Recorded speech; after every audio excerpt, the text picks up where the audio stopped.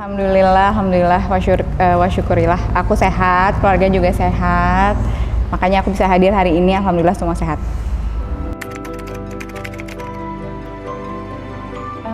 Sebenarnya sih aku lagi lebih sering nemenin Diza aja sih, karena kan dia juga udah libur sekolah, jadi aku lebih sibuk nemenin dia aktivitas sehari-hari. Terus kalau misalnya Diza udah nggak ada kegiatan, baru aku bisa ngerjain kerjaan yang lain. Kebetulan kan aku juga ada usaha bareng adik iparku tuh, jadi di sela-sela kesibukan aku nemenin aktivitas Diza, baru aku bisa kerjain kerjaan aku yang lain, kayak usaha aku bareng adik iparku itu. Terus kalau misalnya masih ada waktu luang, biasanya aku ada job tambahan, kadang aku ada photoshoot, atau kayak konten-konten buat sosmed gitulah Mbak. Sebenarnya kayak mompreneur aja ya, lebih kayak untuk ibu rumah tangga dulu, terus aku ada usaha tambahan untuk mengisi waktu-waktu luang aku aja.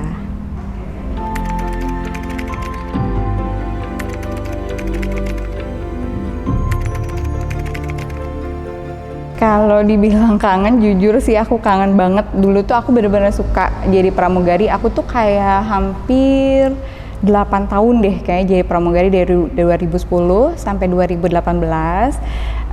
Aku tuh bener-bener nikmatin banget karena aku suka vibes kerjaannya. Terus kan zaman dulu kayak waktu aku belum nikah, pagi aku bisa di Jakarta, siang di Singapura, malam di Amsterdam gitu. Itu tuh bener-bener kayak dream job banget kan gitu. Jadi aku tuh bener-bener nikmatin banget. Tapi kalau untuk aku pribadi, kemarin setelah aku pikirin, aku diskusiin juga sama suami, kayaknya setelah nikah aku better di rumah deh. Karena buat aku pribadi, banyak juga kan ibu-ibu lain yang masih bekerja sebagai pramugari, terus mereka udah berkeluarga dan mereka, aku salut banget sih bisa ngatur waktunya gitu loh. Mereka tetap bisa profesi jadi pramugari, terus bisa ngejalanin juga keseharian mereka sebagai ibu rumah tangga gitu. Tapi kalau untuk aku pribadi, aku ngerasa lebih nyaman ketika aku udah di rumah.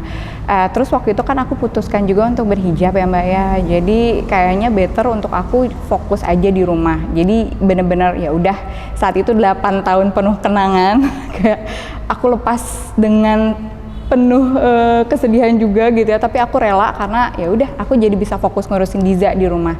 Karena saat itu aku baru melahirkan Diza juga pas resign dari Garuda.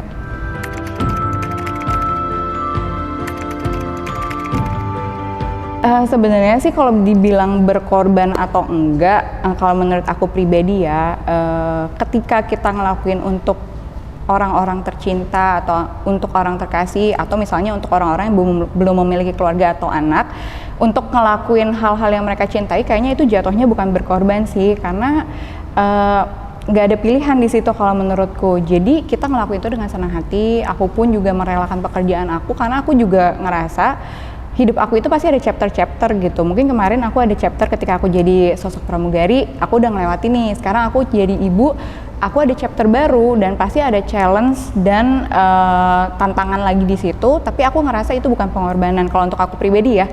Jadi aku ngerasa ngelakuin itu dengan senang hati, dan tentu aja kalau untuk orang yang kita cintai jadi kayak unconditional kan jatuhnya. Jadi aku ya udah fun juga ngejalaninnya. Jadi aku nggak ngerasa berkorban sama sekali. Tapi kalau menurut aku yang paling penting yang aku terapin ya, itu emang skala prioritas. Jadi prioritas apa nih yang aku utamain? Kalau untuk saat ini kan aku memang memprioritaskan keluarga, terutama Diza. Jadi aku akan pilih apapun yang berhubungan dengan Diza, aku akan duluin. Apapun yang berhubungan dengan keluarga, aku akan utamakan.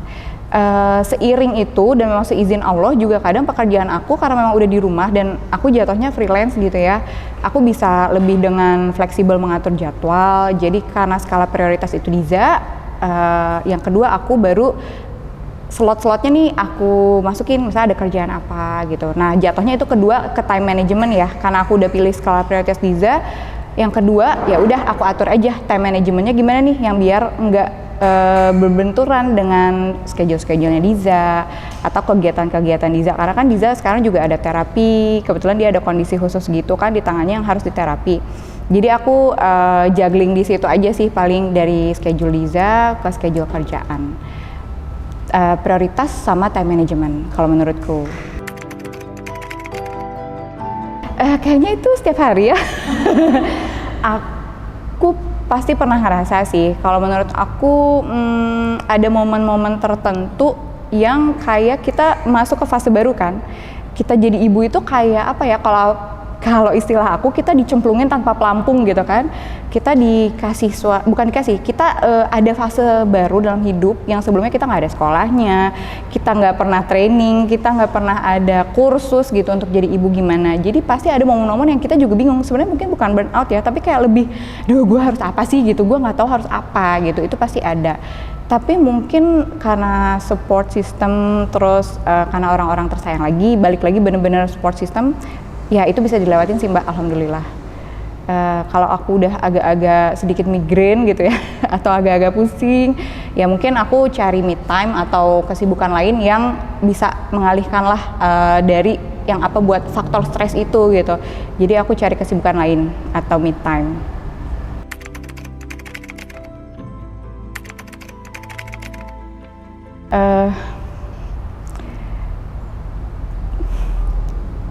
Sorry, aku udah berusaha ya nggak emosional, tapi kayak kalau ngomongin Kila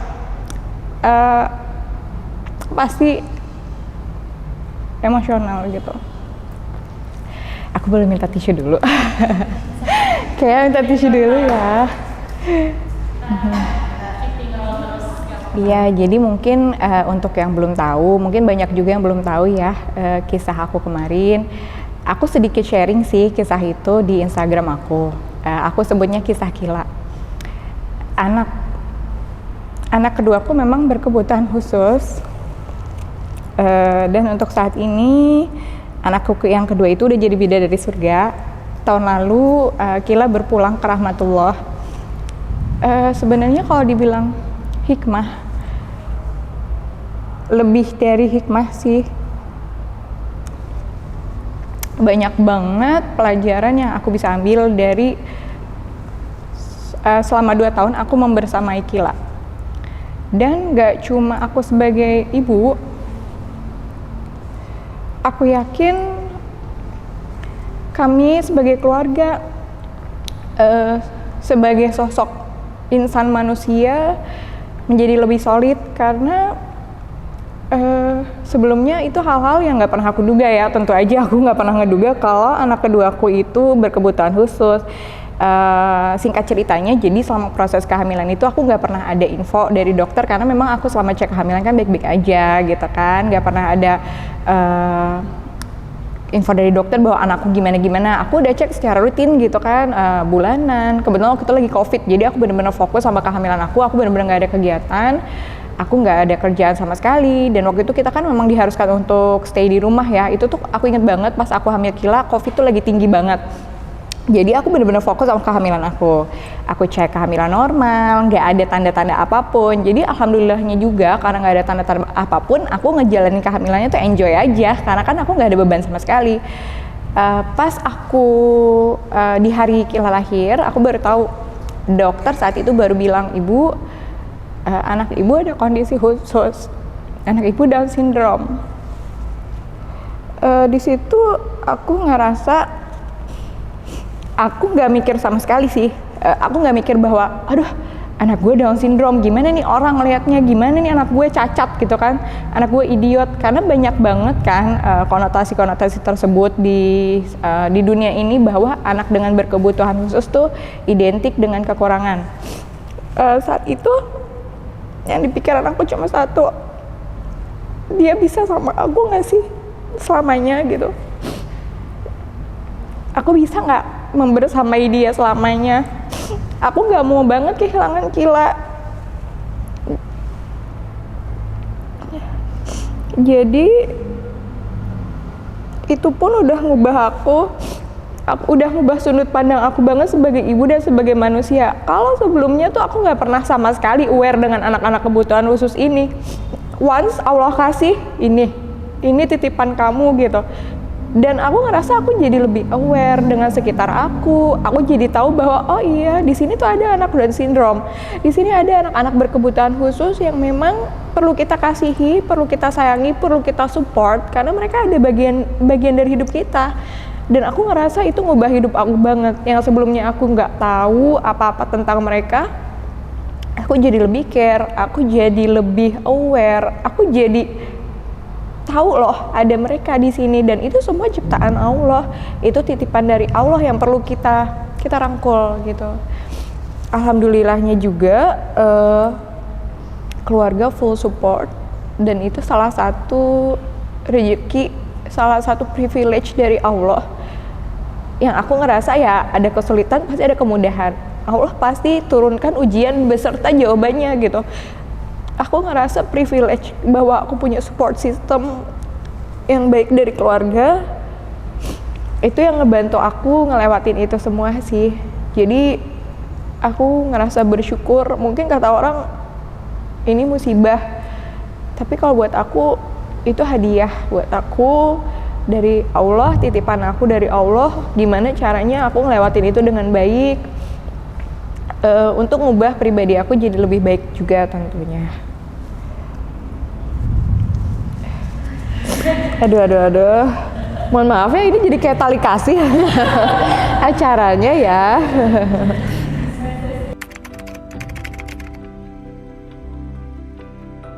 Jujur aku pribadi saat itu ya, aku ngerasa kayak dunia runtuh gitu ya. Aku nggak pernah dalam satu kali dalam hidup aku nggak pernah ngerasain ini sebelumnya. Tapi saat itu aku cuma pengen gini, ya Allah bangunin aku, itu mimpi buruk gitu. Aku ngerasa aku nggak pernah aku kayak gitu di momen hidup aku. Tapi saat itu aku berharap bahwa itu tuh cuma mimpi. Tapi di satu sisi maksudnya gini, kita ngeliat anak kita berkebutuhan khusus tuh bukan karena takut labeling, tapi lebih karena takut kalau gue nggak ada siapa ya yang ngerawat dia gitu. Kalau gue nggak ada siapa ya yang mau sayang dia kayak gue gitu. Tadinya kayak gitu kan kepikirannya. Terus ya bertubi-tubi itu lagi, emang mungkin Allah ngerasa aku sanggup ketika udah ada vonis Down syndrome di hari yang sama gitu ya. Terus dokter bilang, Bu kayaknya anak ibu ada kelainan jantung juga, udah copot nih ya jantung, udah jatuh di lantai gitu, kayak udah diacak-acak banget. Terus dapat kayak gitu lagi. Terus kayak ya Allah ini tuh apa lagi sih gitu. Di otak aku yang manusia normal ini pasti akan mikir kayak apa lagi nih gitu, jantung bocor lah gitu, apa gitu kan. Terus kayak aku juga berusaha bahwa ya udah mungkin ini emang jalan yang harus aku laluin gitu. Aku sama suami saat itu sih cuma satu gitu, kita sayangin Kila ya. Kita udah cuma itu aja prinsip hidup kita saat itu. Dan aku ngerasa semua beban aku di pundak, di kepala, di badan aku yang saat itu berat banget. Ketika aku nanya, yang anak kita berkebutuhan khusus, anak kita ada kondisi juga, kamu gimana gitu. Saat itu yang paling melegakan karena suami ngomong, emang kenapa yang kalau Down syndrome? Emang kenapa kalau dia sakit? Kita bahagiain dia aja ya. Itu tuh udah ngebuat beban aku tuh hilang. Karena aku ngerasa aku punya partner gitu. Aku punya partner, dapat titipan dari Allah, dan itu bener-bener ngebantu aku. Mungkin dia nggak tahu sih efeknya seberat itu ya dia ngomong. Karena aku cool aja gitu kan. Tapi memang saat itu aku ngerasa semua beban aku yang aku rasain hilang. Karena aku ngerasa oh ya, aku punya partner of life. Oke, kita jalanin nih titipan dari Allah. Gak sampai di situ nih, udah kita siang-siang habis nangis-nangis gitu ya. Habis nangis-nangis tahu bahwa anakku ada kelainan jantung. Malam dokter telepon lagi, bilang lagi kan, Bu, ternyata kondisi anak ibu ada leukemia gitu. Kayak ditampar lagi nih gitu kan, kayak astagfirullah apalagi gitu kan, leukemia apa gitu, udah jantung, Down syndrome, leukemia, ini tuh gue harus gimana gitu kan. Kayak apa ya, ini tuh apa sih, Allah tuh mau ngasih tahu apa nih sama gue, ini mau ngasih tahu apa gitu. Tapi lagi-lagi cuma bisa berserah, cuma bisa pasrah.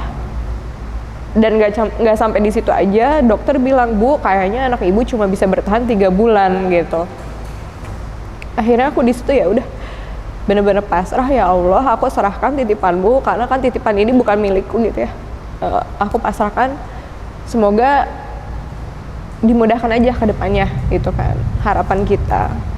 Ya ternyata memang Allah mudahkan sih, salah satunya dengan support keluarga, dengan kerabat, yang aku ngerasa di momen-momen itu aku bisa gila gitu kan. Aku nggak pernah expect itu sebelumnya. Aku ada sih saat-saat kayak, duh ini gue gila nggak ya gitu, kayak kuat nggak ya gitu. Tapi ternyata Allah ngebantu untuk melalui itu semua dengan support system, dengan adanya keluarga, dengan adanya orang tua, adanya kerabat. Dan aku ngerasa itu dikerucutkan gitu loh.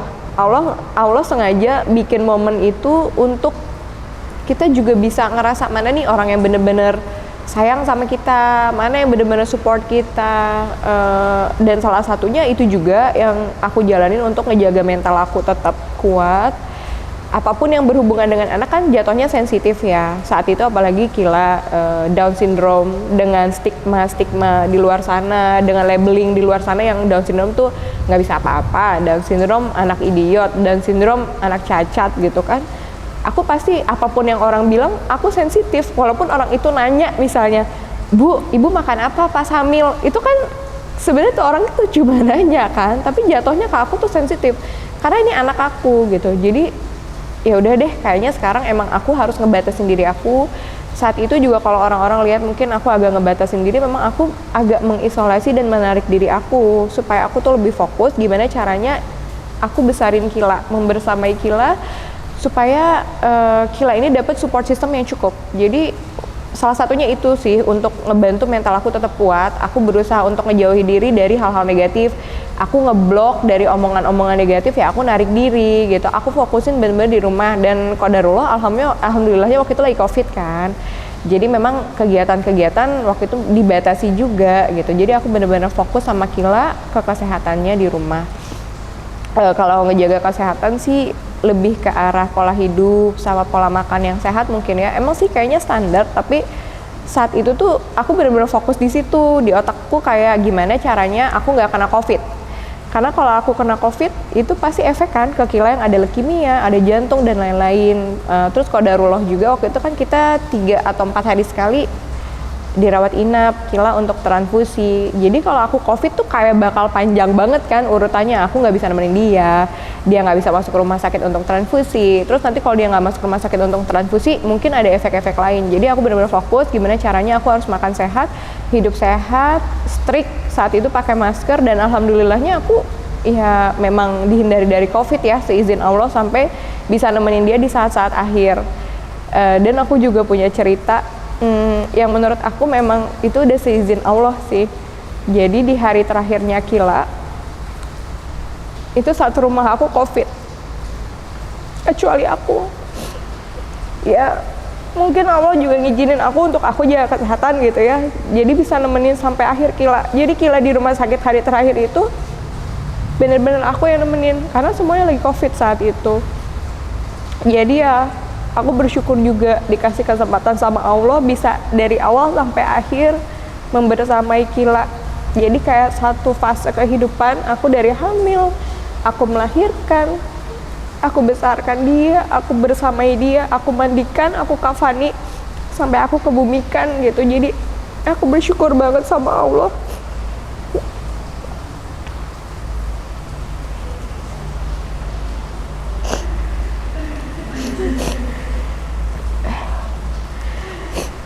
Jadi nangis nih, mohon maaf ya. ada. Alhamdulillah sih aku juga dengan senang hati apabila brand juga berkenan aku sharing cerita aku seneng banget. Karena aku ngerasa ketika aku ngejalanin itu, ketika kita ngerasa sendiri, terus ada orang nih istilahnya punya penderitaan yang sama, itu tuh it helps a lot gitu. Kita ngerasa nggak sendiri kan, dan kita bisa sharing itu sama orang lain. Dan aku ngerasa banyak juga yang belum open up, banyak juga yang orang takut gitu. Kayak misalnya aku dengan kondisi Kila, aku dengan senang hati sharing tentang Kila, aku posting dengan Kila, karena aku pengen selama journey-nya Kila itu bukan kesedihan yang dia ambil memori di dalam hidup dia. Aku pengen dia ngerasa diterima, dia ngerasa acceptance gitu sama family. Aku pengen happiness aja yang ada di hidup dia. Makanya aku dengan senang hati juga ya, aku sharing cerita Kila. Aku sharing juga ke teman-teman atau ibu-ibu di luar sana yang memang lagi berjuang dengan hal yang sama aku saat itu. Kalau ibu-ibu kan kayaknya kita kayak apapun yang terjadi sama anak kayak kita relate gitu kan. Kayak dulu ada contoh kecilnya, misalnya aku ngeliat anak nangis di mall, mungkin aku kayak, aduh kenapa sih ini anak nangis, kok ibunya nggak ngediemin. Tapi once aku udah jadi ibu, aku ngerasa, aduh itu perlu bantuan nggak ya? Ibu itu overwhelmed nggak ya ngeliat anaknya kayak gitu? Ibu itu kenapa-napa nggak ya? Anak itu kenapa-napa? Maksudnya jadi ibu tuh udah panjang gitu loh pikirannya. Sense kita sebagai ibu tuh kayak ngeling somehow, gimana caranya kita pasti ada hal-hal yang nyatuin kita gitu sebagai ibu ya, motherhood gitu. Jujur untuk sharing yang sebanyak ini dan sedetail ini aku baru sekali sih, karena memang aku juga nggak mau ya kalau misalnya nggak ada yang nanya atau apa, aku tuh kayak agak segan gitu untuk sharing sedihnya. Jujur aku juga lebih seneng cerita kayak, Kila tuh milestone-nya udah apa aja sih kemarin. Untuk anak usia 2 tahun dia udah bisa apa? Oh alhamdulillah dia udah bisa loh ngikutin ritme lagu misalnya kayak gitu. Aku lebih seneng sharing kayak gitu. Dan sampai saat ini juga jujur aku lebih seneng kayak flashback memori-memori Kila yang seperti itu. Tapi kalau kita cerita the whole story Kila, memang kan kalau dilihat di satu sisi ya Kila adalah anak berkebutuhan khusus. Hidupnya penuh dengan struggle, penuh dengan perjuangan. Tapi aku pengen perjuangan itu yang jadi semangat gitu buat orang-orang bahwa Kila aja bisa nih ngelaluin ini. Aku pengen orang-orang lain juga ter-encourage gitu untuk, oh gue juga pasti bisa. Karena ya hidup menurut aku cuma ada 2 fase sih. Cuma ada up sama down gitu. Jadi kalau kita lagi di atas, ya kita siap-siap aja untuk nanti turun ke bawah gitu. Kalau kita lagi di bawah, ya kita gimana caranya harus bangkit. Karena memang hidup cuma gitu aja nggak sih? Kayak dari naik turun sampai nanti fase terakhir kita sudah selesai tugas kita di dunia gitu. Jadi ya udah, aku ngerasa kalau saat itu aku lagi susah banget nih, lagi gimana caranya Kila harus masuk rumah sakit, kan ada saat-saat dia hari-hari tuh bener-bener yang struggle ya gitu, yang darahnya ngedrop tapi darahnya nggak ada, badannya udah panas tapi ternyata stok darahnya udah nggak ada. Dia kritis itu tuh udah ngelewatin sering banget fase-fase kritis gitu. Jadi ya itu dia, aku pengen share bahwa Kila ngejalanin hidupnya penuh dengan struggle tapi dia tetap bisa happy, dia tetap bisa senyum sampai di akhir hidupnya.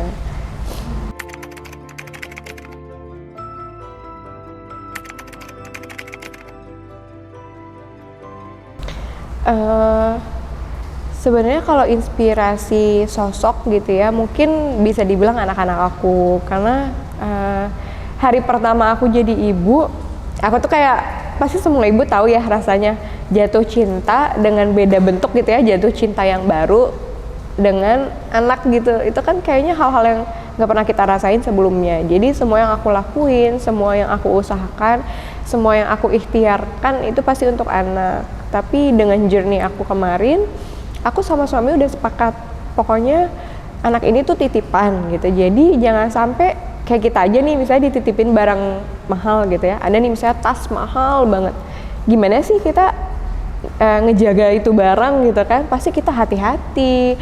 Kalau ada yang mau sentuh tangan kotor, kita kayak jangan sentuh nih, barang ini mahal nih, gue jaga gitu, kayaknya ditaruh di lemari, dikacain, dikunci, digembok gitu. Jadi saat itu ya pokoknya prinsip kita satu, gimana caranya ngejagain titipan dari Allah untuk kita, apapun itu bentuknya kita nggak boleh protes.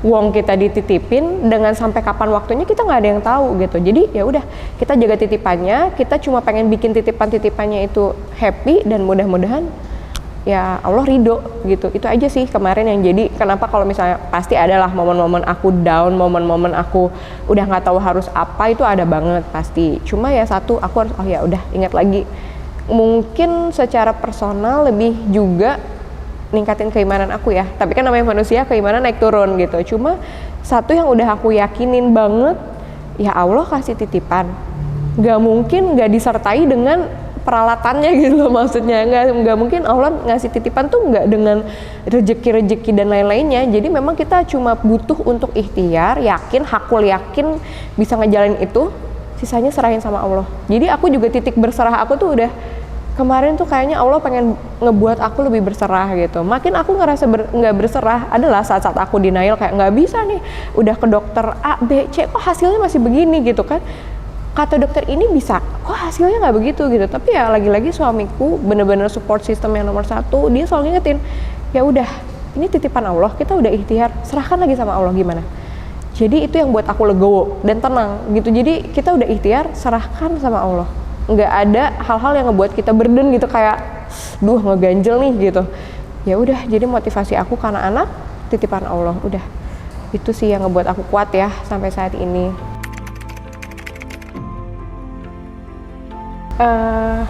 Kalau aku pribadi, mungkin orang beda-beda ya dalam menghadapi setiap ujian, dalam menghadapi setiap tantangan.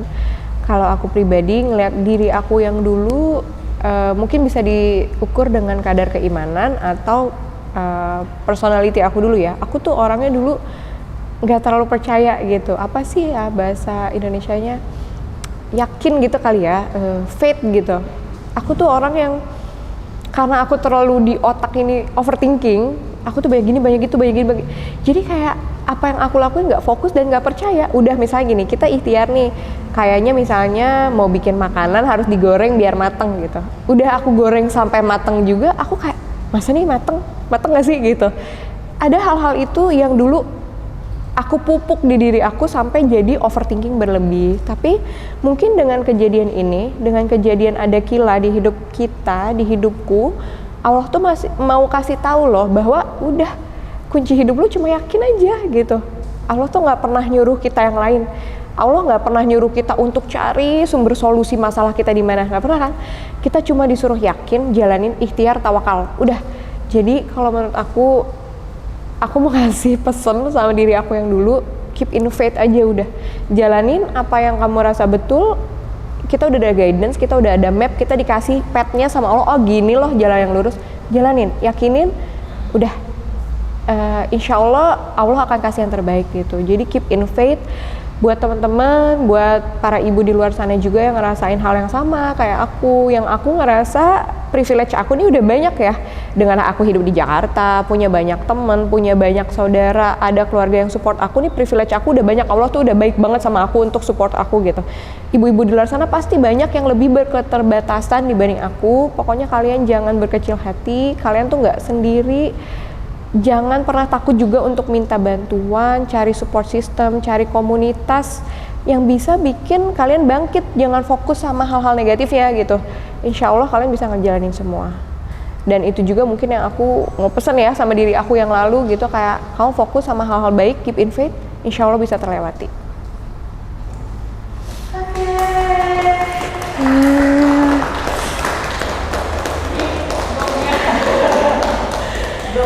Masya Allah. Aduh ya Allah. Mudah-mudahan berkenan ya, mudah-mudahan videonya aman, mudah-mudahan banyak hal yang bisa aku sharing. Maaf kalau ada kata-kata yang kurang berkenan. Kalau ada, mudah-mudahan ya Bismillah, seizin Allah, mudah-mudahan banyak ibu-ibu di luar sana yang semangat ya ngelihat aku gitu. Aku ngerasa aku udah banyak banget support system di luar sana tuh, banyak banget yang kita nggak tahu. Kita tuh nggak pernah kebuka mata ini untuk ngeliat mereka butuh kita gitu. Jadi aku ngerasa anak-anak ini ada tuh bukannya untuk apa, untuk kita lebih baik untuk diri sendiri sih. Kalau kata orang, aduh kasihan ya, dulu aku sering banget dapet kayak gitu, aduh kasihan ya Neng, kasihan anak kamu pakai selang di hidung. Aku kan orang Sunda, aduh meni kasihan Eta pakai selang.